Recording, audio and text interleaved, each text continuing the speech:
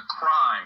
But in this case, both parts of it are disturbing. Allegations of prostitution and pedophilia, and allegations that those crimes were somehow covered up or not looked into. So the State Department this morning is having to respond to those claims and those investigations of misconduct by State Department officials, including by an ambassador and security agents attached to then Secretary of State Hillary Clinton.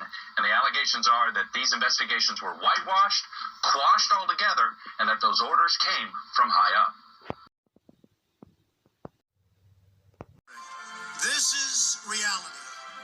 You know it, they know it, I know it, and pretty much the whole world knows it. The Clinton machine is at the center of this power state. We've seen this firsthand in the WikiLeaks documents, in which Hillary Clinton meets in secret with international banks to plot the destruction of U.S. sovereignty in order to enrich these global financial powers, her special interest friends, and her donors. Honestly, she should be locked up. The most powerful weapon deployed by the Clintons is the corporate media, the press. Let's be clear on one thing. The corporate media in our country is no longer involved in journalism. They're a political special interest, no different than any lobbyist or other financial entity with a total political agenda, and the agenda is not for you, it's for themselves. Anyone who challenges their control is deemed a sexist, a racist, a xenophobe. They will lie, and then again, they will do worse than that. They will do whatever's necessary. The Clintons are criminals, remember that. This is well documented. And the establishment that protects them has engaged in a massive cover-up of widespread criminal activity at the State Department and the Clinton Foundation in order to keep the Clintons in power. Fair and square, unlike the Bernie Sanders race where he won, but not fair and square, in my opinion. And all you have to do is take a look at WikiLeaks and just see what they said about Bernie Sanders and see what Deborah Wasserman Schultz had in mind. Because Bernie Sanders, between superdelegates and Deborah Wasserman Schultz, he never had a chance. And I was so surprised to see him sign on with the devil. We are taking on the establishment. This is no secret to anybody. We're taking on the wall. I guess the former head of Goldman Sachs attacked me yesterday. Yeah, he had We're taking on Wall well. Street. He did, yeah. Wall Street. And the insurance companies don't like me. And you know what? The pharmaceutical industry, which is charging us 10 times more for the same drugs they sell in Canada, they don't like me either. Nor does the fossil fuel industry, because their product happens to be destroying our planet. Nor does the military-industrial complex of the... So I don't know what they're talking about. I've been investigated repeatedly by the other side, and much to their dismay, but to my, satisfaction, it's been for naught. I testified for 11 hours in the Benghazi hearing after, 7 committees said there was nothing there. This is a diversion attack. Look, it is... before leaving Mueller, you're a lawyer.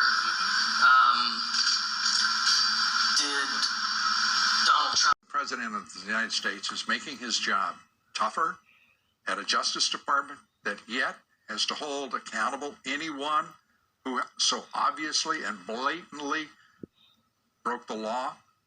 Your thoughts? Well, I would think the Attorney General's job is made more difficult by these Mueller holdovers that he allowed to be in place and outflank him on the Roger Stone sentencing recommendation, a recommendation that, according to the Attorney General, is contrary to what the law requires and would have resulted in a man serving more time in jail than necessary. I would think that makes it more difficult for him to do. Yeah. To complain about his boss holding the Justice Department to account, I'm sure it makes his job a little bit tougher, but the bigger issue is what you went through piece by piece.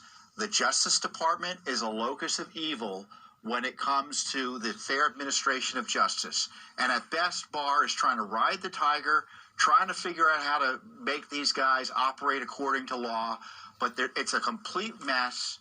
And it's clear with the Mueller thing where he was outflanked that he hasn't gotten a handle on the personnel issues there.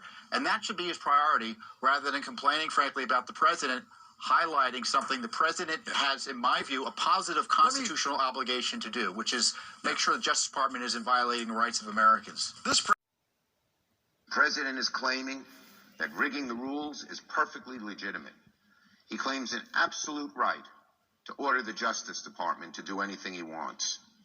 And the president has, as his attorney general, an enabler, and that's a kind word, who actually supports this view.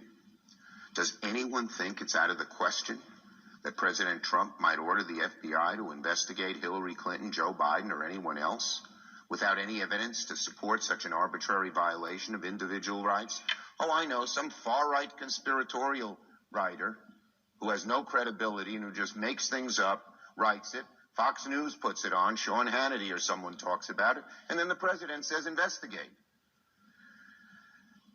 That is third world behavior, not American behavior. That kind of behavior defiles that great flag that is standing above us. This is not ordinary stuff. I've never seen it before with any president, Democrat, Republican, liberal, or conservative. The Justice Department is in crisis. It's not because Donald Trump's complaining about it. It's because of the misconduct of attorneys throughout the agency who are partisan, who think they can do whatever they want and get away with it. Deep state. This is very detailed. Pay close attention. I've got to unpeel the layers of this onion. First, I have to admit the McCabe news on the declination for prosecution is frustrating, especially when the IG had identified 4 separate incidents of lack of candor. That means lying. Seems, as I said last night, only conservatives, they seem to get punished for that in today's America. Now, what we know is this is the single biggest abuse of power scandal, corruption scandal in modern American history, and it is playing out before our very eyes. We now see that the corruption at the highest levels of government, what we've been talking about, unequal justice, a lack of equal application of our laws, equal justice under the law, a 2-tier justice system operated by a group of, again, the 1%, lawless, vindictive, evil government officials. All of this is on the line in this country, and it matters how it turns out. But we have reason tonight that your hearts not be troubled.